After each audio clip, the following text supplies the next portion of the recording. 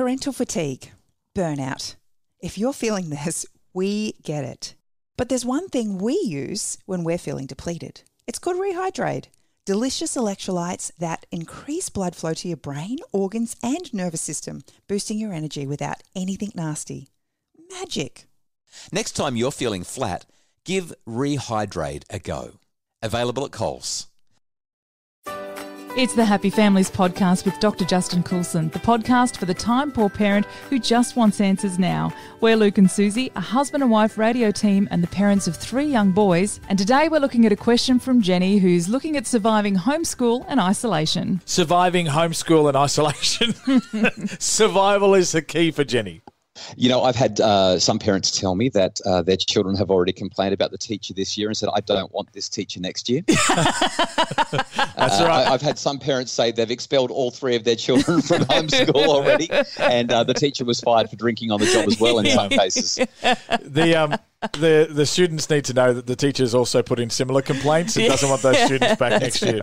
It's a tricky situation, isn't it? It's just, I think the thing is, it's just so unexpected. I think we knew what we were going into with 2020 when January was here, and then by March, everything had kind of changed. So let's look at Jenny's question specifically, Dr. Justin Coulson. She said, surviving homeschool and isolation, particularly how to get the kids enough exercise so they're not climbing the walls when they have closed all the public playgrounds. So I think this is about balancing getting the exercise that they need, getting them out, getting them the playtime, but then also achieving the homeschooling goals.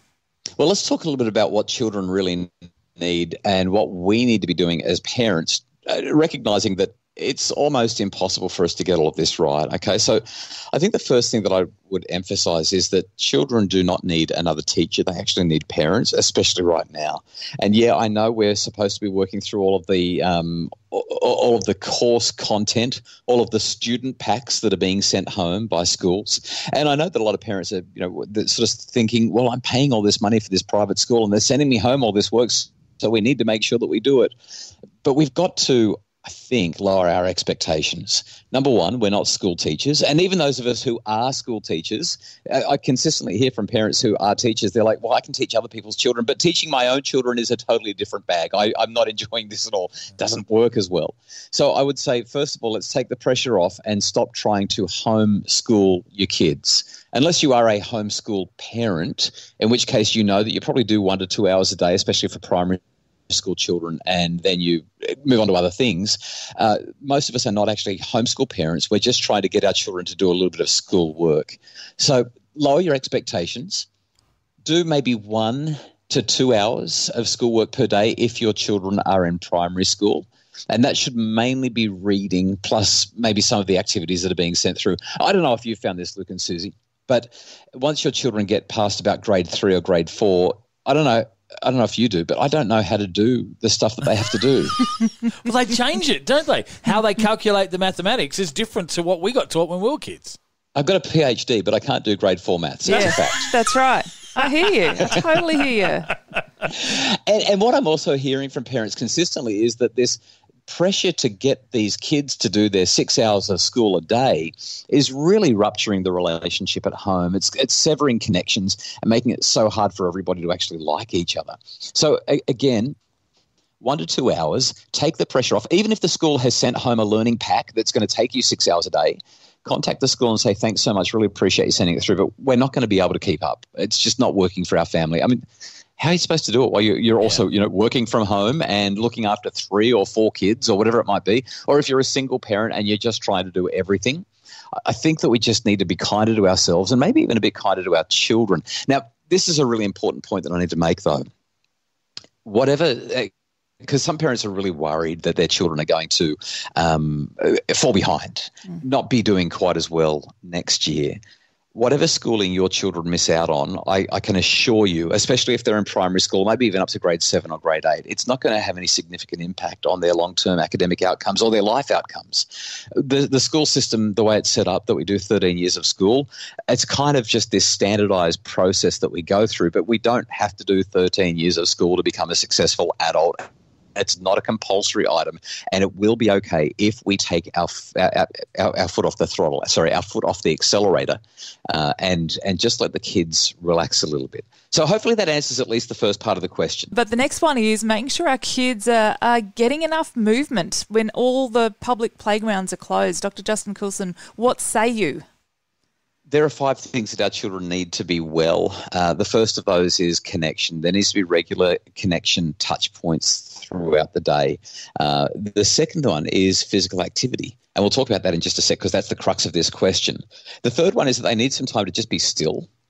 And once again, if you're trying to push your children through a 6-hour school day at home, there's not going to be a lot of time for stillness. It's okay to just relax, stare up at the clouds, go for a walk around the yard, have some quiet time reading a book, whatever it might be. Stillness is important. Next, they need to keep on learning. And finally, they need to find ways to make a difference in the lives of other people. So let's talk about that second critical idea, which is what the question really was, is how do I help these kids to get physically active? You can be as creative as you want with this. I know that there are all sorts of regulations depending on where people might be listening to this podcast, and some places you're just not really supposed to be out at all.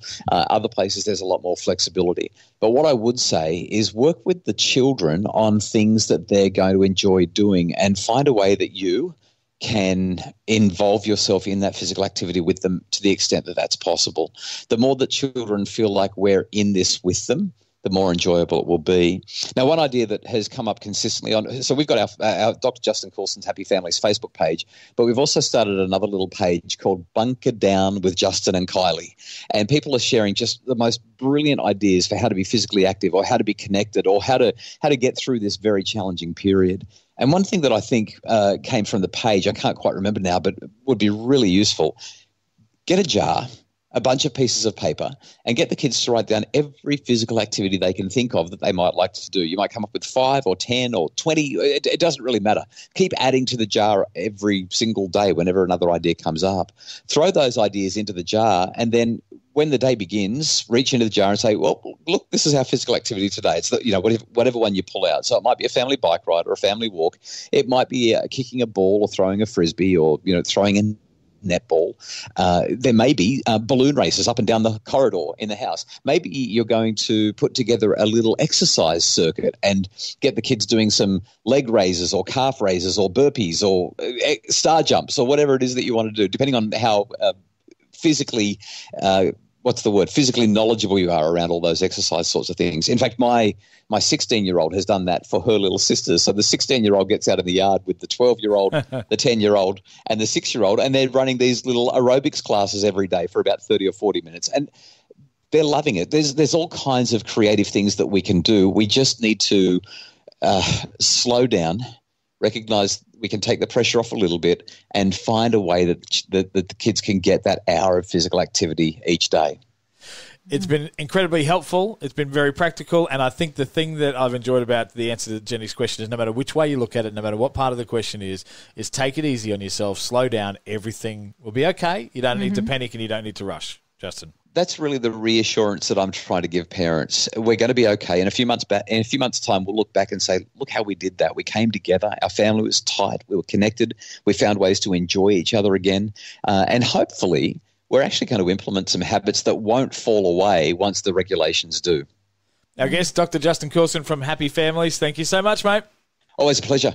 If you've enjoyed the podcast, we'd love for you to leave a review like this one from Dee Minzy, who said, this is a great podcast for overwhelmed modern parents. Each ep isn't too long, succinct enough. You can listen to one on the school run. It offers sensible, helpful and practical advice you can put into action immediately. You can find more resources at the website happyfamilies.com.au.